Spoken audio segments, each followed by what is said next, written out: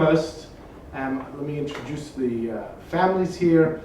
This is a dear friend, Ami Weisz and Aliza Weisz, and the children. We'd like to welcome all the women of the Mayanot Women's Program. Okay, so why are we gathered here today?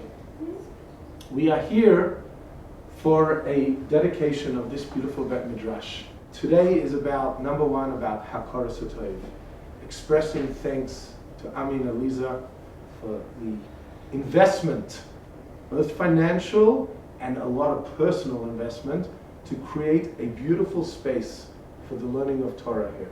That is number one. Both Ami's parents were Holocaust survivors, and Aliza's father and parent, so these are people who went through a lot of challenges in life, a lot of difficulties. To come back and say, I'm not giving up. I'm going to build Eretz Yisrael. Not only going to build my family, I'm going to build Eretz Yisrael. Not only going to build Eretz Yisrael, I'm going to build my family. And Baruch Hashem, we see the Perot today. There's physical children, but when young women are learning Torah, there's spiritual zechuyot. I arrived here and it was amazing, and I came into this space and I met all these incredible people that I've spent the last several months learning with.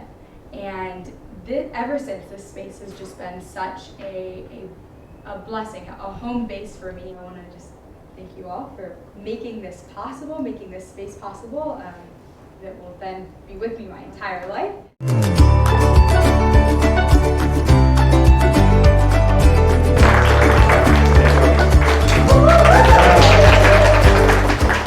We'd certainly like to ask Ami to say a few words about the dedication, about your parents, and also Aliza.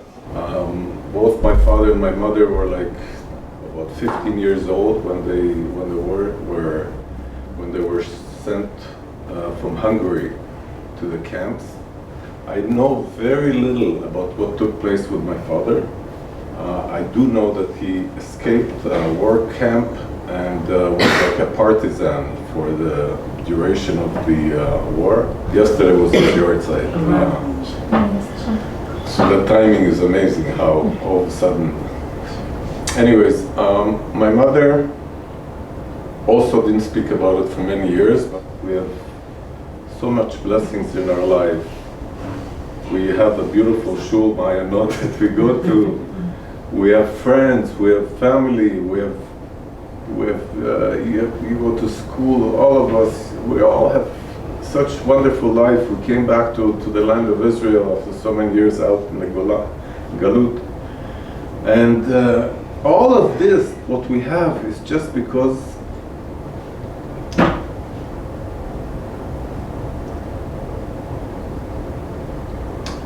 a little girl did this.